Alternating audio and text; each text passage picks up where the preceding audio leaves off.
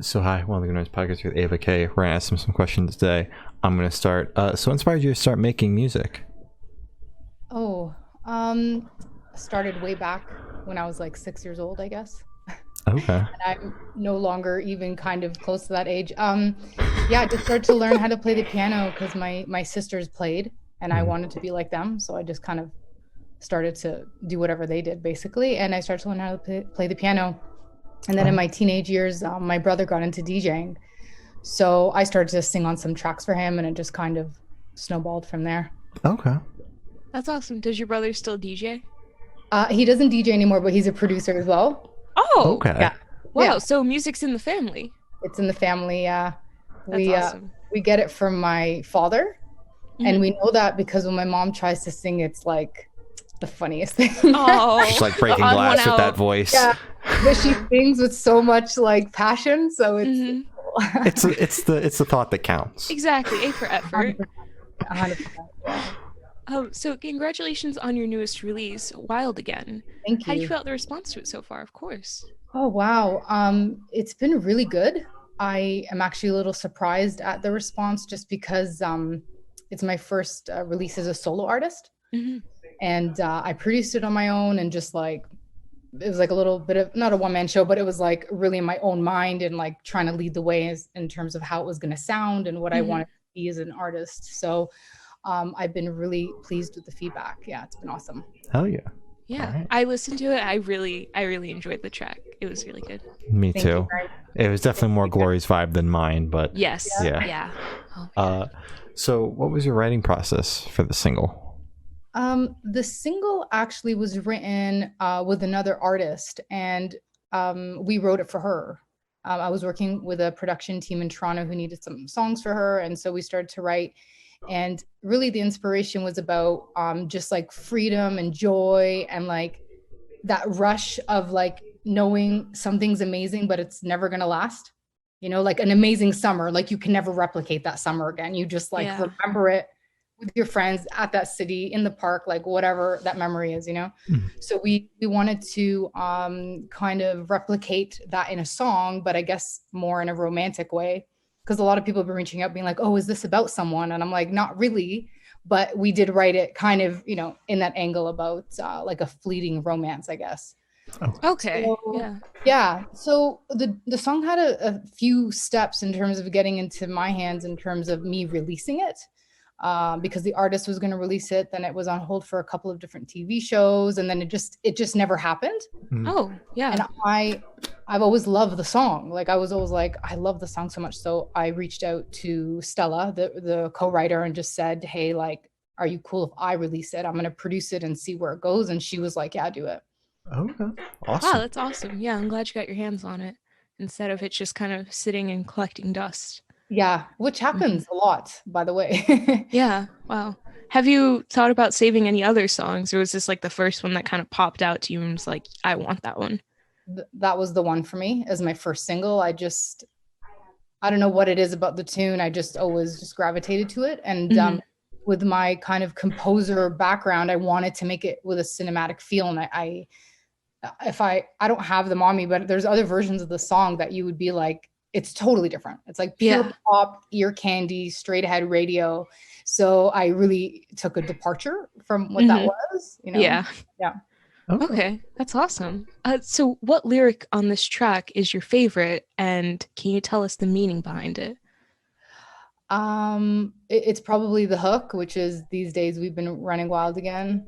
No time to catch our breath, it's gone again. It kind of embodies what I was saying earlier, in the sense that is about just like hanging on to a moment that is so irreplaceable, Yeah. knowing you're never going to get it again, and being grateful that it was even yours in that moment. So that's Yeah. how I interpret it. Mhm. What did you guys think? Like, do those lyrics resonate in terms of the message I was trying to send? Or Yeah. Yeah. Like when you said like a summer that like is amazing and that's never gonna happen again, that really hit, because 2019 was like the best summer I've ever had. And I was like, oh my God, we're gonna do this again 2020, and then COVID happened. So it was Absolutely like not. 2021 and that's not going the right way Yeah. either. So 2022 probably, but yeah. I mean, hopefully. who knows? Who knows? Maybe we Yeah. can redeem, get back something. Yeah. Mm-hmm. Yeah. Hopefully. I'd like that. Yeah. That'd be nice. Mhm. So where was your headspace at while you're writing this song? Yeah, my headspace was in the zone of, actually, like I said, with the artist, it was in her headspace more than mine, because Yeah. it was going to be her record. So I remember just following her lead as a co-writer for another artist. Mhm. You do have to follow their lead in terms of what they want to say and how they want to say it. The good thing about being a co-writer is you can also lend almost like a guiding voice, or like you have opinions on it, and you can just, it's a collaboration process in terms of getting to that end point as to where the artist wants to go. And sometimes when I write song, like in some cases, I'm not like personally in love with the song in the sense that I'm like, oh, I need to release that. Yeah. So once in a while, there's a song that I'm writing for someone else that I was like, if you don't want that, you know, like, Yeah, or I'll take that. Yeah. I do think to myself, oh, this is like something I could even do. So, like I said, the song always just stuck out to me, and like it also had like a great journey of possibilities before I took it. Mhm. So, yeah, I've been pretty happy with it. Okay. So Definitely. you had said it was like originally like radio pop. How did you shift it to become what it is now? What was the reworking process like? Yeah, the reworking process was definitely, it was from a place of singer-songwriter more so than pop production. And I have a piano in my studio, and I basically just set up the mics on the piano, and I just recorded as a piano vocal. And actually, we wrote it on piano vocal as well. So it's actually a lot more similar to the rough demo of Okay. the live off the floor in terms of how I started the production on it. Mhm. So I started really basic piano vocal, and I just started to pull up some string libraries and just started to arrange some strings around it.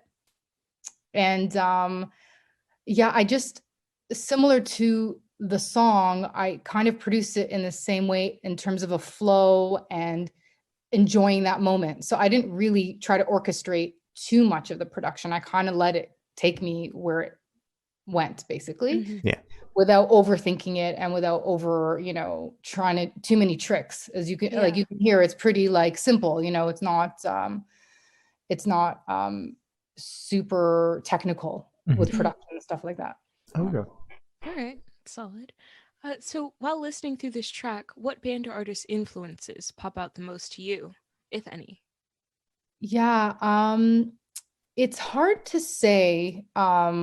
Like, I don't listen back to it per se and think, oh, that really reminds me of this artist. But I remember listening to at the time, like a lot of like piano tracks, like Chili Gonzalez, and like listening to Kate Bush, and just kind of listening to some music that's um, more like chill and relaxing. Mhm.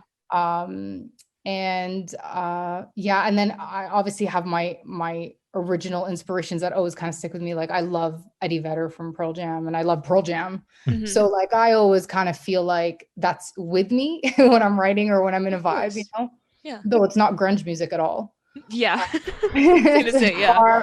It's far from, but especially, Eddie Vedder, his like later years with Into the Wild, the soundtrack for that, it's really like earthy and storytelling, and Yeah. it's kind of it's simple, and I wanted to tell the story again, like without it being too without the production being like too technical or too overly produced, if that makes sense. Mhm. Yeah. No, Okay. that makes sense. So this question should be super, super quick. Off the top of your head, I want you to describe the single for new listeners in 3 words. Cinematic, Mhm. introspective, romantic. Oh, Oh, those are very good. I like those a lot. So you. where do you see your project in the next 5 years? And is this song leading up to anything bigger, like an album or EP, or is it just standalone? No, I produced an EP actually, Mhm. and it's already finished, and I'm going to be releasing my next single, I think in April, Okay. next month.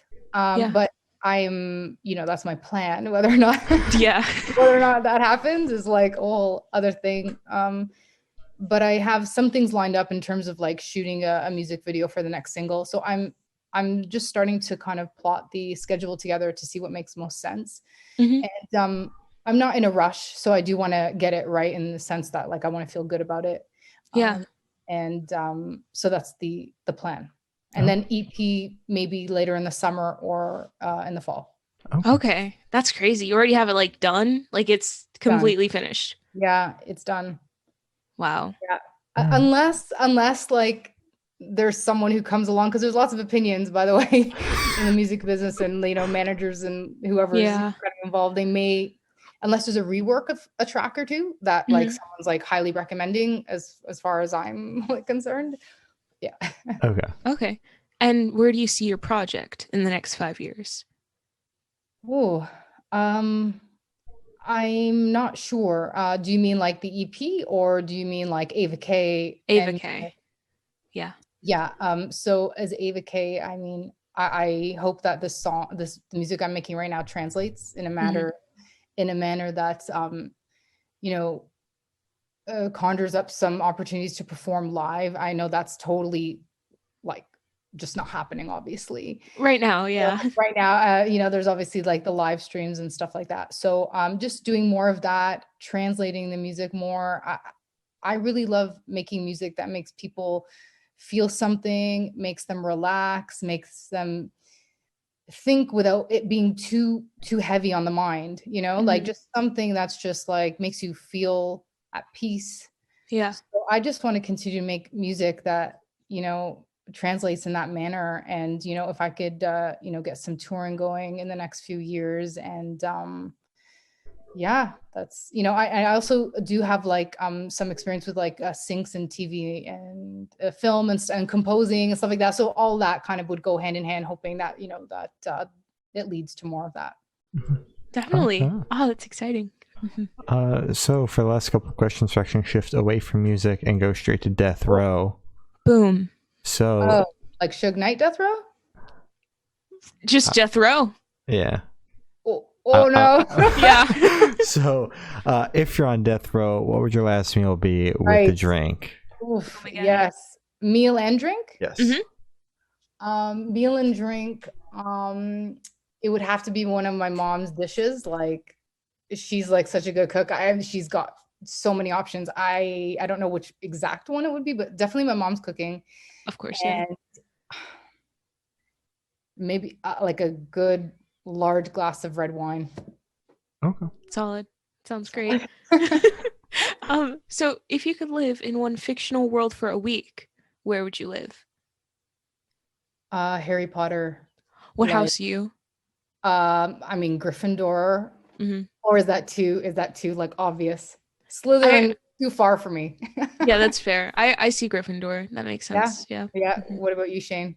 I haven't read enough Harry Potter. Okay. So yeah, he doesn't read or watch Harry Potter. No.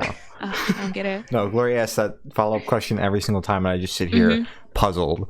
So yeah, I just love seeing like, okay, I think this person's a Ravenclaw, and they're like, oh, I'm a Ravenclaw, and I'm like, yeah, I know. It's amazing. I love it so much. Well, I would love to be a wizard, like. Yeah, of course. Jeez. It'd be so much fun. I have now been asking the last question, and every single person we've spoken to have said that it is the most important question. What's your favorite color? Oh no.